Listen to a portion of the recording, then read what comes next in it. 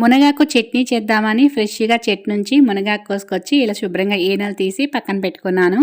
ఇప్పుడు ఒక బాండీలో కాస్త నూనె వేసి అందులోనే కొంచెం పచ్చిపప్పు, మినపప్పు, ఉల్లిపాయ ముక్కలు, కారానికి సరిపడా ఎండుమిరపకాయలు, వెల్లుల్లి రెమ్మలు వేసి వేయించుకోవాలి.